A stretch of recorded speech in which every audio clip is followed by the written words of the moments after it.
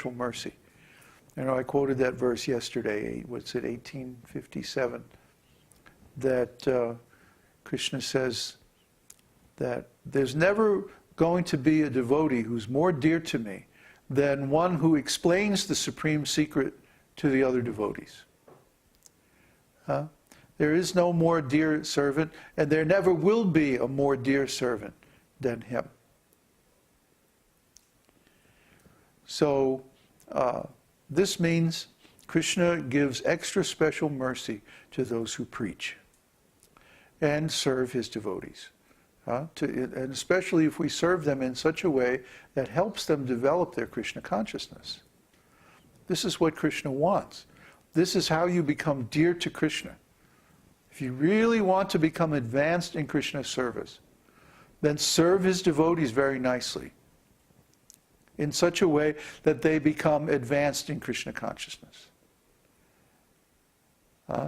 If you can do this, then the path to spiritual perfection is wide open.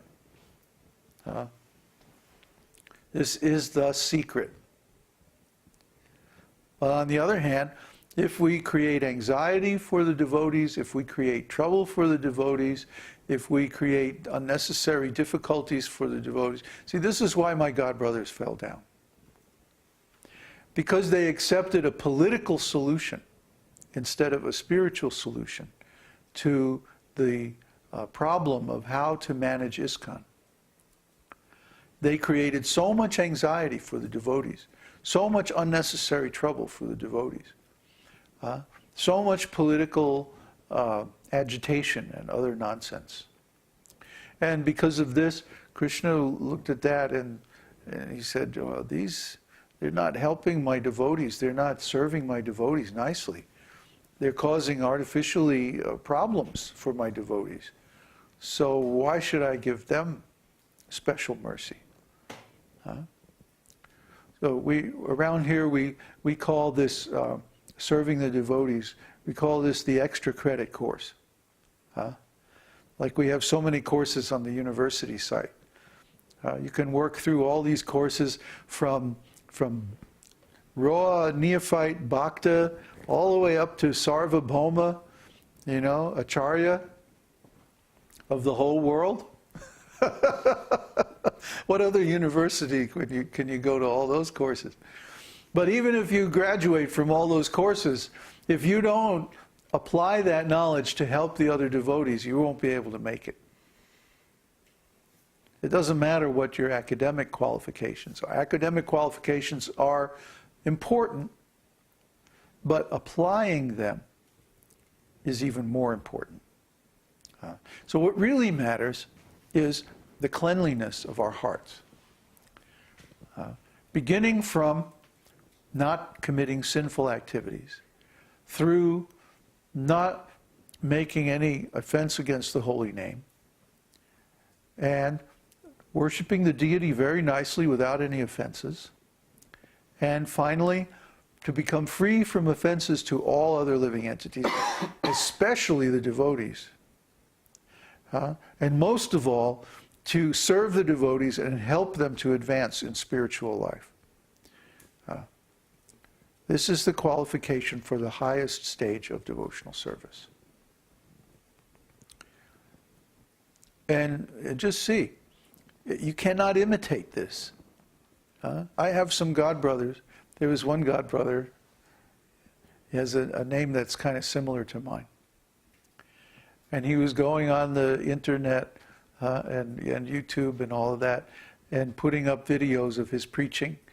And he's claiming to be self-realized. And actually, I think he was kind of ripping us off. He was like trying to do like the same line or the same kind of style of preaching, But it just came out, he got in so much trouble.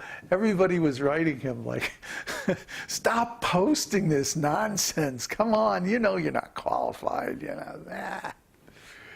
he was getting so much static from everybody because he was trying to impress, and you could see very easily that he was trying to impress other people, especially other devotees.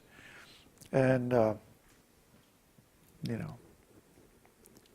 that doesn't work because devotees any devotee who's been around for a little while knows what a service attitude is. And you better have a service attitude if you want to get anywhere with an experienced devotee, because they know that this service attitude is the key to spiritual advancement. They may not always be able to manifest that attitude themselves, but at least they know. But people who aren't devotees or who have very limited knowledge of devotional service, they don't understand this. They're still there trying to solve their problems. I want friends, I want money, I want respect, I want people to look up to me, I want to be influential, I want to have some power, I want some fame, I want this, I want that. But this is the neophyte stage of devotional service. Krishna says, 4 kinds of pious men surrender unto me. Those who are in distress, those who are in need of money, those who are curious, and those who are in knowledge. And of those 4, the one in knowledge is dear to me, because I am dear to him. So what he's saying here is that the other 3 are more or less neophytes. They're more or less licking the outside of the bottle. We have this story we tell about. You have a jar of honey. And it says right on the cover, it says honey, sweet honey. Right? Oh, great, sweet honey. I can taste this. And you start licking the bottle. Well, what are you going to taste? You're only going to taste the glue on the label. That's all you're going to taste. You have to open the jar and go inside, and then you can taste the sweet. Similarly, in devotional service, to simply approach on an external platform and try to imitate what other devotees are doing, well, it's probably a good start. Better than nothing. But the real path of devotional service is completely internal. It's completely based on knowledge, transcendental knowledge, not ordinary knowledge, and purity of heart. So without these 2 qualifications, transcendental knowledge means knowledge from the scriptures, and purity of heart means that you cleanse all the sinful reactions, all the materialistic desires, all the offenses, all the misunderstandings, all the doubts. Like the last few days around here, we've been cleansing doubts. It's like, come on, where's your doubts? Bring them out, come on. And resolving all of these doubts. Because if you don't resolve your doubts, how can you go on ahead with full confidence? We're about to go on this, big long journey, like halfway across the planet, and meet all these people that we've never met before, and have this big powwow and this big meeting and this big ceremony and all this stuff. And oh man, I mean, this is a big operation. And then we're going to go to India, and we're going to be setting up a corporation and a charitable trust and all this stuff, and getting land and doing this and building houses. And oh man, I mean, we're getting set to do this huge endeavor. So we can't have anything holding us back.